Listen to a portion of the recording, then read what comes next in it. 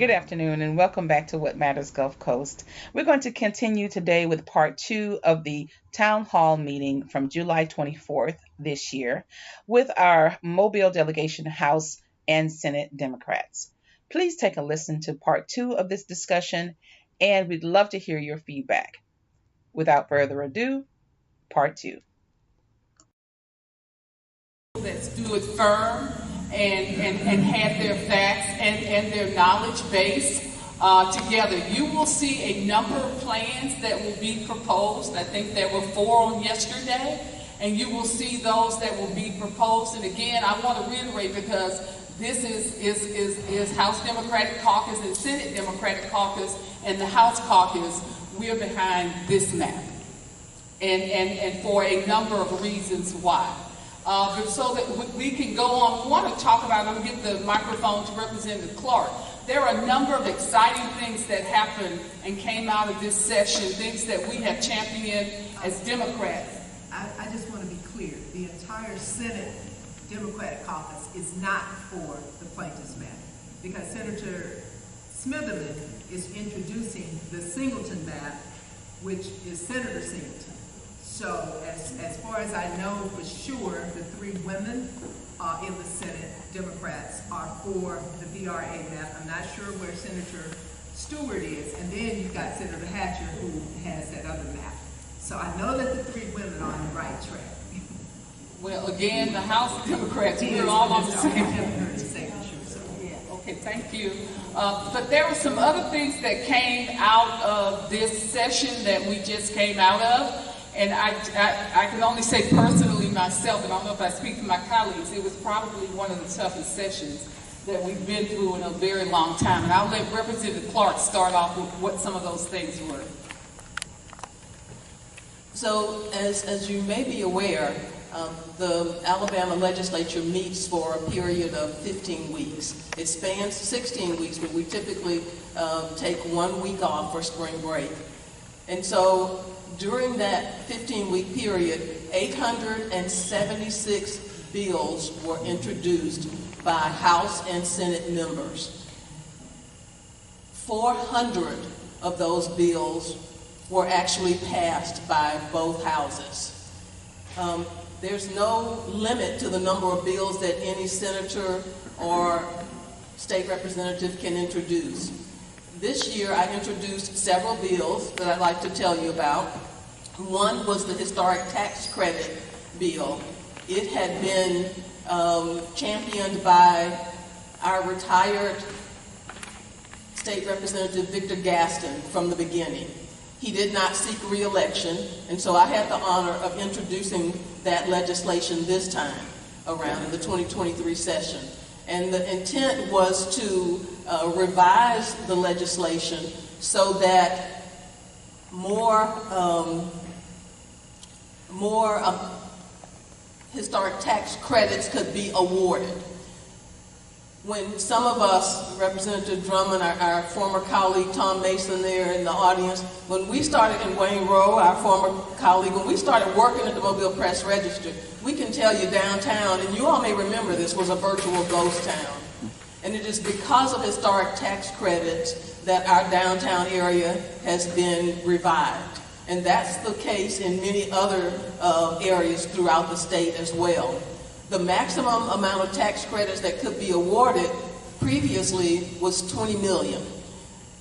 My bill proposed that we double that amount of historic tax credits because there are many projects on the drawing board that cannot get tax credits because of the limited amount of tax credits. This year, because of the surplus of money that we had to deal with, to allocate in the state legislature, we had, I think, probably a record number of tax incentive, tax break, tax rebate bills introduced. And there was just no earthly way that we could pass all of those. So it was pretty fierce competition among legislators trying to get our various tax break bills passed. And so instead of doubling the amount of historic tax credit that could be awarded annually, when the bill got to the Senate, $5 million instead of $20 million in additional tax credits was added. So this is a great program. Some of us wish that, and I think at one point the residential structures were eligible for tax credits, but that is no longer the case. Now they have to be commercial income producing structures in order to get the historic tax credits. This is important again because it revitalizes areas, it creates construction jobs, temporary construction jobs. It creates long-term employment as well. If you look downtown, the number of restaurants and other businesses that have opened as a result of the revitalization of downtown Mobile, it creates jobs, it creates tax revenue for our city and for our state. So as I see it, it is a good thing. The bill that I fought the hardest was one that was House Bill 209 that would have prohibited Good Samaritans and nonprofit organizations that help disabled, elderly, and many other people vote absentee.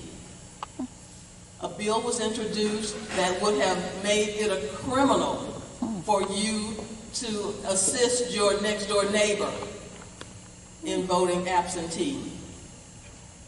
That is just one of the saddest things that I have heard, a bill that has been introduced that would have had that impact in the state legislature. And so I'm happy to say that there were a number of people from Mobile, the League of Women Voters, NAACP, other folk actually came to Mobile and packed meeting rooms in both the House and the Senate to oppose that legislation, and it did not pass this time around. Without a doubt, it will be introduced again next year, so we have to continue that fight. I introduced a bill that did not see the light of day that would have allowed an elderly or disabled person to designate someone to assist them with their absentee ballots, that their absentee application and also their absentee ballot. Again, the bill did not see the light of day because the Republicans did not want that to happen. I will introduce that bill again and continue to fight for it in hopes that we can get it passed. Some of the other things that I think is real pertinent that Democrats have championed, and it did pass, and that was taking the sales tax off of those foods that are under the SNAP program. We're taking baby steps, but it means that some of those products like eggs and milk and cheese and some of those other programs, you will no longer have to pay sales taxes on that food. We look at it that it's a baby step because we've been wanting sales tax off of all foods, but if we can see how this will affect our education trust fund budget, we're going to propose keep taking it off of all foods. So that's one that you will enjoy coming up very soon. We were talking about the state portion. The state portion, not the county or the city. And in the first year, 1 cent. Right? 1 cent, 1 cent.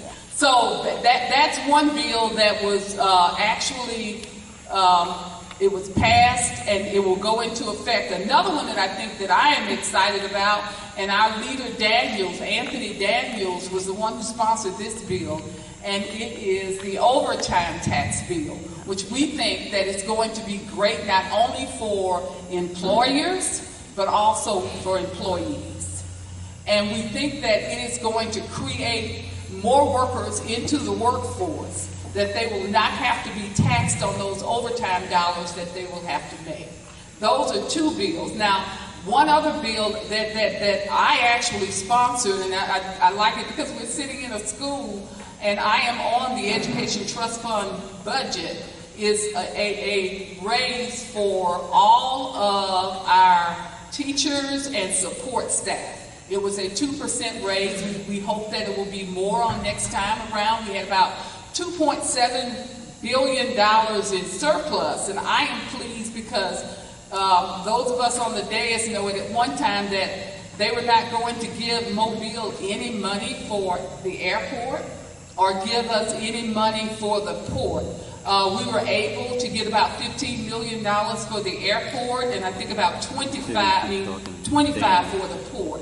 So those are some of the initiatives that we have come across that is going to be very beneficial for you all, and that's why we wanted to share them with you. And of course, we'll take questions at the end if you have any. Thank you. And if you have a sheet here, you will see this sheet will outline some of those. As Representative Clark said, there were so many bills, but these are, I think you should have a sheet that will outline some of those, and if you have additional information that you need, we'll be more than happy to provide it. Thank you. One of the bills that Representative Drummond mentioned that I felt like was really, really important was Leader Daniels' bill to remove the income tax off of overtime. And the reason why that was so important to me was because there's no other state doing it. And when you think about the workforce needs that we have in this country right now, we just can't find workers. And this provides us an opportunity to invest more in the current workforce that we have that don't need to be trained. And it gives them an incentive to be able to bring more money home. I look at it as we've been passing legislation that has been giving raises in every household. Removing the sales tax off groceries, give raises in every household. By providing this overtime tax, not having to pay this 5% tax on overtime, is giving a raise to our hourly workforce, the people that are really the backbone of our community. A lot of people celebrated when this happened. Manufacturers celebrated, hospitals celebrated because the nurses, the CNAs, these are hourly workers. A lot of small business people celebrated, like people were excited, the nursing home workers, they were really excited about this opportunity, and I think that was a big deal for us. One of the things, the gentleman from Washington County asked if we can stand firm on this. And I just want to give you an idea about something that we have stood firm on. For as long as I can remember, in the Mobile delegation, we have shared co-chairmanship between Republicans and Democrats, between black and white, right? It's 5 Republicans and 4 Democrats, 5 whites, 4 blacks. It's almost 50-50 within our delegation. But for some reason, after the last election cycle in November, they decided that they didn't want to continue to share chairmanships, and they wanted to just pretty much take over the delegation. We didn't feel that that was right. As long as we can remember when the Democrats was in control, the Republicans had an opportunity to be at the table. Since all of us have been served, it was the same, it was done the same way, but all of a sudden things changed. So we contested all local bills because we believe that we deserve to have a right and have a voice and have a seat at the table, and people don't have the right to run over us and just tell us what they are gonna do and not gonna do. We believe that we are going to be a part of the process. And sometimes you have to stand firm as a unit to make people understand that you will tolerate us and we will be a part of the process. So we stood firm and we contested local bills to make sure that they understand that we are serious about having a seat at the table and being a part of the process. So that's just a small example of, yes, sir, we will stand together and stand firm on what we believe in and what's right for our community. Yes, sir, we will do. Thank you, sir. There are a number of bills that, as was mentioned earlier, that was passed that we thought were great bills to help the people throughout the state and also in Mobile County. There were some bills that we were responsible for not letting pass. One of them was that there was an attempt to get rid of the merit system, the civil service system. The merit system came into being because of the the spoil system, which meant that since somebody became mayor, if you didn't like the people who were there, you get rid of all of them and hire some new people, no matter how long they've been there.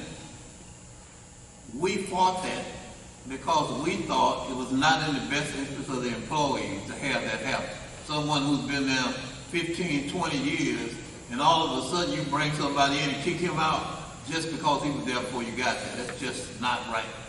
And we fought that, and for not just one time. Representative Edline Clark and I was on the committee. We fought it 3 times.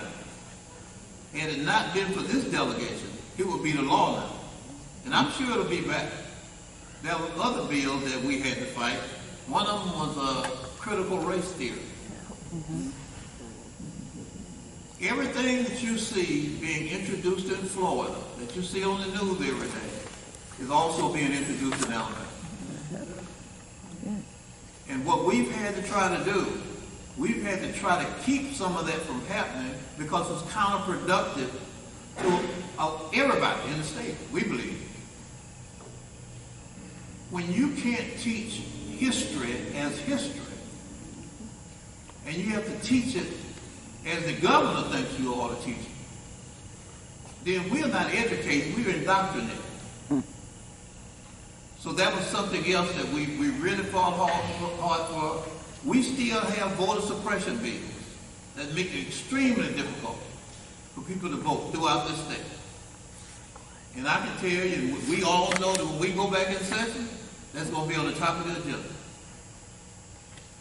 How you handle absentee ballots, the availability of polling places, who can assist you, transportation to the polls. They even got a bill that was introduced that said it's against the law for somebody to give you a bottle of water if you're standing in line. Those they are voter suppression bills. So we have to come together as a caucus and fight those bills. Because if we don't, this state will be completely back in the dog ages. So I don't want you to think that a lot of our job is just passing things. A whole lot of our job is playing defense. And we do that every day. We play defense every day. And you know, it's just, most of those things that come up, they're just not rational. They make no sense. They're just a national party agenda that's being pushed through states. And it actually makes no sense. Why would we want to suppress people's right to vote? We passed the Voting Rights Act in 1965, now we passed the thing that make it not work. Those are some of the issues that we have to deal with every day. We won't be dealing with them in the special session because they can't be brought up in the special session. But when the general session starts, that will be the topic of the agenda both in the Senate and the House. So when you see these things and you see these arguments about them, those are some of the things that take place. Probably most of you didn't know that there was an effort to get rid of the entire Mobile County Personnel Board by law. And Mr. Jones, would you add that we had a very diverse group of individuals come to Montgomery against that? We had police officers, firemen, public works workers. We had a cross-section of all the city employees. White, black, young, old. They were from all over. And the reason for it is they were people who've been there 10 years. You change the system when the system doesn't exist anymore, their seniority don't count. So those are some of the issues that's been coming before us this session. And I think that we need to be mindful, and as a community, we need to really pay attention to some of those issues you hear about. I know you hear about what's happening in Florida, and you say, well, that's a shame, but it's introduced in Alabama too. It was introduced right here. They just didn't get it passed. And if we're going to argue why we ought to have a cross-section of representation, because the same thing happened in Congress too. So it's vitally important that we have to work together. We can't get anything done if we don't work together and we don't stick together. There are 105 people in the legislature. In the House. In the House where we sit, there are 105, 35 in the Senate. Of 105, there are 28 Democrats. And I think what 8 Democratic senators out of 35. There are 28 state representatives out of 105. So that gives you some idea of what the fight is like.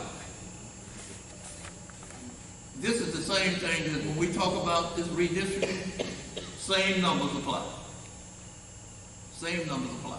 When we go back Monday, in most of the votes, as Representative Grayson mentioned, as most of the votes come, it's 78 to 8, something like that, or 28.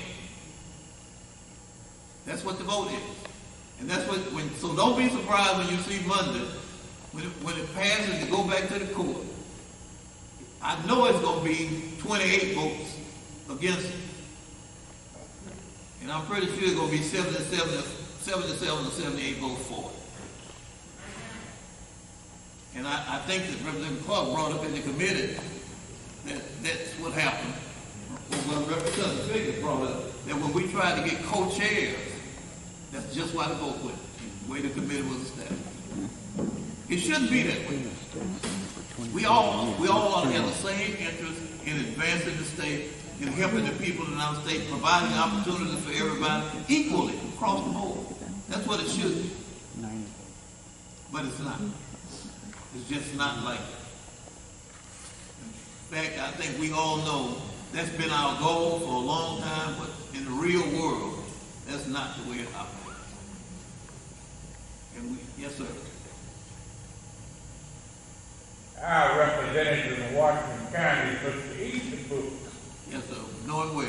And I want to commend you all for being aware of the saying, same old ball game under a new name.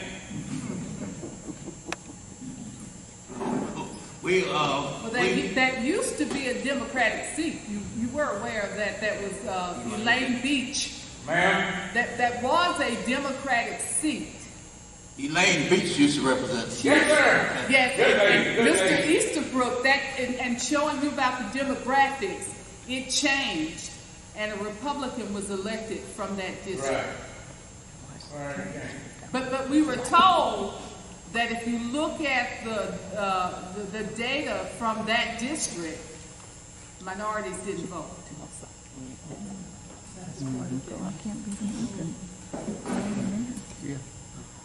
I think you all have said pretty much everything, so I tried to find some things that would relate to you all as citizens. One of the bills that I sponsored and died in committee actually was trying to separate the holiday birthdays of Martin Luther King and General Lee. And this is my third year, I think, introducing that bill. Of course, the legislature, I learned, changed once Dr. King's birthday became a national holiday. They changed General Lee's birthday to that January date. And for two men who are believe so differently in terms of justice, we felt that they should have their two separate days, so whoever followed them and wanted to honor them would have their own day. So we definitely don't want General Lee on Martin Luther King's birthday. But that died in committee, which I was not surprised. Although the first time I introduced that bill, I had 28 sponsors. Now, mind you, only 6 Democrats were there that day. But after that, they all got scorned, and then they decided to stay away from it after that point. But I also sponsored a bill, the vaping bill, which did not get passed in the House. Representative Drummond also passed a vaping bill. Her bill was about enforcement, and my bill was about identifying those children so that we could get them the help as early as possible that they needed. And the bill that I did, that did pass, one of my bills that did pass, It's called the Child Physical and Sexual Abuse Victim Protection Act. And that bill provides that the purposes of that act is to provide certain conditions for the admissibility of out-of-court statements made by victims of certain crimes under 12 years of age, or a protected person, to include statements made by witnesses of those crimes who are under 12 years of age or protected persons. I also had the pleasure of handling the bill for Representative Rolanda Hollis, who prohibited smoking in a vehicle where children are. As you may recall, back in 2003, I believe it was, I passed the Clean Indoor Air Bill, but did not compromise on municipalities being able to pass stronger ordinances so that we would have smoke-free public places and we could have a healthier population. So because of that, and when I went to the legislature, there was smoking even in the hallways. And I remember having a can of Lysol spray spraying my way to the chamber, which I ended up having an asthma attack. You know, sir, if you're bored, you can leave anytime you like. But I'm enjoying it, trust me. Your facial expressions don't tell me that. But at any event, that it needed to be done. I actually ended up contracting asthma after being in that state house, and after that we were able to get that get smoking out of the state house. Also, that passed this session was, you remember during COVID when relatives could not go and see their relatives if they had COVID in the hospital. You were banned from going in there. So there is a bill now that provides that each patient of a healthcare facility has the right to be visited during the facility's visiting hours, and it requires each healthcare facility to establish the visitation policy. It prohibits a healthcare facility from requiring visitors to show proof of vaccination. It allows each patient to designate one essential caregiver each day who is entitled to 2 hours of daily in-person visitation. It provides a procedure for an individual to designate an essential caregiver on behalf of a patient who is incapacitated and so forth. Also, one of the bills that we fought is the so-called school choice bill. And all those bills do is take money from the Education Trust Fund, meaning public schools. There's also a bill that was passed that if you are a juror for the state, you're paid $10 per day. Now you will get mileage reimbursement of 5 cents per mile travel. Also, a bill that was passed that will be important for you to know is a bill dealing with distracted driving. It prohibits certain distracted driving, including swerving, crossing traffic lanes without a signal, or otherwise operating a vehicle in an impaired manner while also physically holding, supporting, or using a wireless telecommunications device, except to use voice-based or hands-free communications, to use a navigational system, to use a device mounted to the vehicle and operational with one motion in case of an emergency or when the vehicle is parked. So be aware that now you're not supposed to be on your cell phones, holding your cell phones, talking while driving. And we also passed a bill that requires financial literacy to be taught to our children when they enter the 9th grade. And that's it. When did that bill come in effect by holding the phone? I would have to check to be sure, but most of the time they don't go into effect until 3 months after the governor signs it. Sometimes it's longer if they need to affect changes to get everybody ready. One thing that I wish the state did was to make sure that the citizens are aware of these type bills that are passed that deals with driving. Just like you have to turn on your windshield, you have to turn on your lights when it's raining. Even to this day, not everybody knows that. So I think we need to do a better job in educating the public on these bills that are passed that really do affect your daily lives. Senator, I think that in the first year you get a warning instead of a ticket, but then starting year 2, you actually get fined. He wanted to know when it went into effect, when they were going to start stopping you and giving you the I tickets. understand, but I Well, the news not long ago said that on 1 July, the bill was passed to do that, but that the law enforcement folks were not going to stop you unless there was another infraction. And then they would stop you. And then they would ticket you maybe for holding or talking or putting it on your shoulder. So it's not a bad bill if we could get somebody to enforce it. Well, I don't remember if I voted for the bill or not, but it really got through because of who introduced it. Let me just say that. Go ahead. Before, were you okay with their answer? Yeah, sure. Okay, Mr. Lacy? Yeah, I just want to just make a quick statement real quick. As a former public school employee, as a former AEA member, I worked as a custodian at Meyer for 20 years. I just want to commend y'all for everything that y'all did in the last session of the Alabama legislature and everything that y'all did throughout the years to help public school employees and stand up for the interests of public school employees like I've done. I, as a former public school employee, as a former AEA member, truly appreciate that. Thank y'all. This is, and I'm going to give the mic to Representative Grace in just one moment. I see Miss Lucy back there. We want to thank her for allowing us to have this town hall at Gilliard. And I'm going to just take one quick liberty because there were 2 things that were very close to my heart that did not. One didn't make it to be introduced, but there was a whole lot of cry for it, so you can bet I'm going to file it again. And that was prohibiting guns in public schools and holding parents accountable if they made it onto the schoolyard. It does not violate anybody's rights.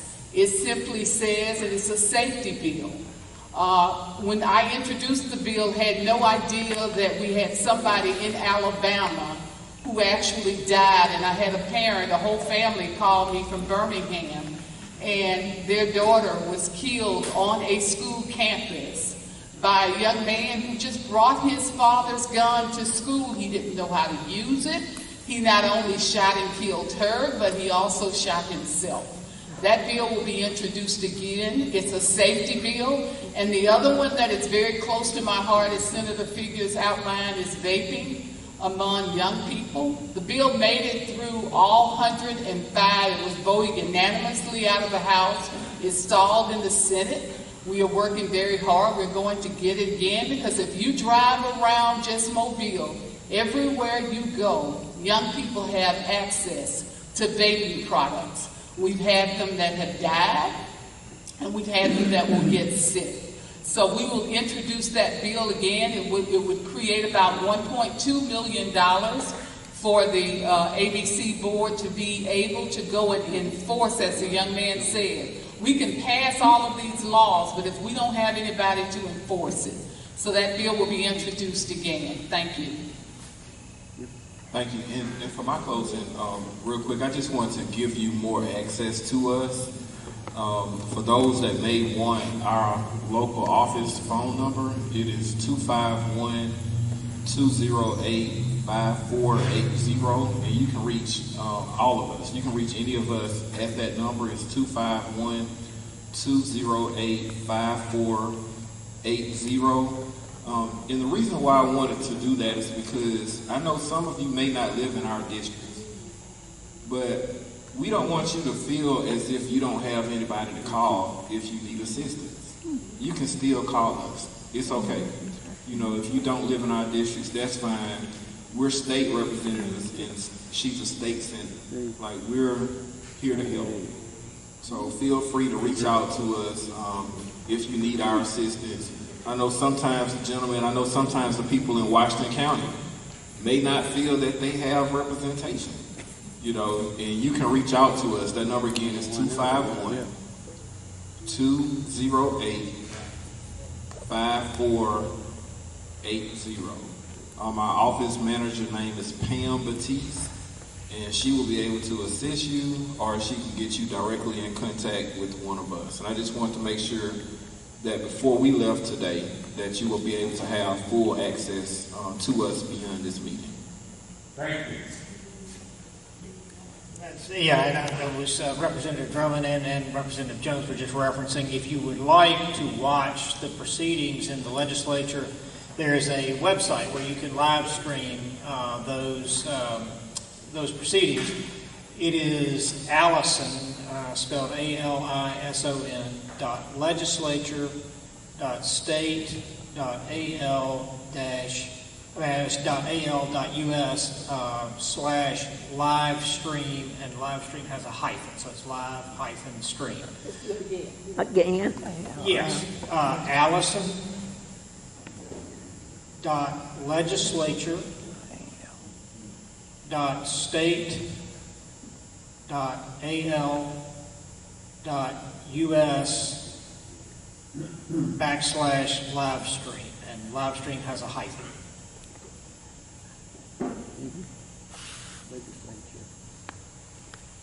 I often hear people that say, well, we don't know what y'all doing. You can live stream any committee meeting. You can live stream the Senate chamber. You can live stream the House chamber whenever they're in session. You can actually watch the session right there online. You can watch everything that takes place. It's vocal. You hear what everybody's saying and everything. We meet at 10 o'clock for our committee meeting in room 200. If you use that, room 200, we'll have the committee meeting on there, and then at 1 o'clock, we both meet in the House and the Senate chamber. It is 1 or 2 o'clock. 2 o'clock on Monday. 2 o'clock on Monday. The House meets and the Senate meets. You can go between the two if you want to watch both of them. So I just want you to have access to that. You can share it with anyone you want. Because I know it's a long way to just drive to Montgomery to listen. So you can actually listen sitting right at home and watch what's taking place. Okay. If there aren't any other questions, we're going to close. Yes, sir. Yeah, I have one. Earlier in the conversation, both Representatives Drummond and Clark raised the issue by way of the terminology, apathy, being apathetic towards the vote, and how and getting out the vote. Is there a plan of action for that? Have you come up with a plan of action? And if you have or have not, how can citizens get involved in that initiative? Sir, let me just say this. There's a plan of action that has been continuously in work by these members on this dais. And I'll give you one of those examples. We did not have any opposition, but no one beat the floor as much as we have. Let's start from the time of the census. We actually spent our own monies and hosted events to get people during COVID to fill out their census report in conjunction with Mobile County Commissioner Masiria Ludgood. We hosted food drives to get people to fill out the census. We have worked with the League of Women Voters. We've worked with Stand Up Mobile, with a number of organizations. And we have actually started, and you will see this, we've started an event that we call Taste of Mobile, and it's all about politics, to expose folks to those who are running for office and the reasons that they're running for office. And every minority individual that represents your area, from the city, the county, as well as the state, we all participated in that event. Those are new things that we're doing to draw people into the voting process. So when you say, is there a master plan? I don't think there's a master plan, but we now are working outside of our districts. We're working outside of our election periods. We're not in an election right now, and we're working right now to register people, to get those that are incarcerated to know their rights, with all of the sororities and the fraternities to know their rights so that they will know that they can vote. and to get them all engaged in the voting process. But we need your help, each of you individually. We need your help. I can only speak for me, I did not like sitting in some of the meetings I was in, and when they started talking about voting in the city of Mobile or Mobile County, and they started saying that those that are in rural Alabama are outvoting us, percentage-wise. We're going to change that, but we need your help. It's not just those that are elected sitting up here, because we're in Montgomery probably 80 or 90% of our time. But I can tell you that 10% of our time is spent on trying to get people to register to vote. I think that's an excellent question. The most effective way is to actually do that at the community level, organizations, fraternities, groups, social clubs, they all got together, even churches. If we just work together to make sure that everyone in those organizations, everyone in those communities are registered to vote, and then that organization decides that they're going to get in touch with people and see if they voted and if they need a way to the poll, it's the absolute most effective way to get it done. To talk to your own neighbors, talk to the people you are around, talk to the groups that you're a part of, community groups and organizations, and especially churches. I was told about a church in Detroit that votes 97% in every election. 97%, because they took that on as a project in their community. And what they actually do is they have volunteers in the church that actually poll every member, see what their needs are, make sure they get to the polls, and then they make a report after the election. They don't necessarily tell them who to vote for. Their goal is to get them to the polls to vote. And that's important in all neighborhoods, all communities, in all areas that we function in within our community. So that's the absolute best way to do it. We can come out and help with that. We can come out when we're in Mobile and talk to groups, but I really think that is more effective when the community itself decides to put together its own program, or the church itself, or the sorority, or any community group who meets regularly. That's a good thing to do, is really check the voter registration and try to make it more. And we will close this. Let me just tell you one other project that we're doing from the House Democratic Caucus.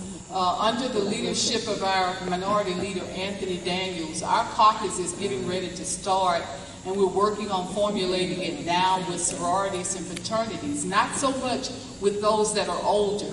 We're looking for all of the Culturama, the Del Teens, the Kappa leaders. We're going to start exposing those young people not only to the voting process, but also how government works. So that will be a statewide project that we're going to do in concert with our caucus. The gentleman asked. Yes, ma'am. I need to add something to what you're talking about. People that are disabled, people that are in wheelchairs, they don't have, I happen to have a way, because I have somebody that lives with me that could buy a van where I can get into it and I get my wheelchair. I have a way to get to the vote. Most people that are in wheelchairs or have disabilities walking or whatever, they can't get to the vote. And giving the absentee ballot is almost impossible in this state. And that's why we've had so many organizations like the League of Women Voters assisting. And if you know someone who needs help, in our districts we get out and actually make sure that people are aware that they have the opportunity to vote absentee. We will take applications to senior housing complexes so that in the rental office there's an opportunity to pick up an application for an absentee ballot, and we will even say if you need assistance, we can put you in touch with one of those good Samaritans that I talked about earlier. The League of Women Voters, NAACP, they spend a lot of time out in the field assisting disabled and elderly voters. And that's why we don't want to see House Bill 209 pass. We want these Good Samaritans to continue having the opportunity to assist those who need help with absentee voting. And I just want to say for the gentleman back there, I did check, and the distracted voting bill did go into effect immediately when the governor signed it. And then also, this gentleman was correct. The use of a device cannot be the primary reason for you being stopped. It could be a secondary charge, but it does say violators of the law can be fined starting at $50 for the first offense and receive points on their driver's licenses. The bill has a 1-year grace period from the day it is signed where violators will receive a written.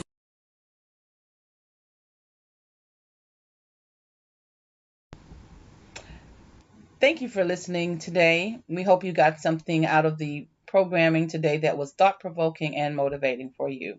If so, we'd like to hear from you. Our email address is whatmattersgulfcoast@gmail.com. We'd also like you to share, like, subscribe, and follow our page for new episodes that are coming each week. Our new air days will be on Wednesdays now instead of Sundays, so please take note of that. But if you click the notification buttons on your Facebook or your YouTube channel, you'll be able to be notified as soon as we go live. Thank you for watching today.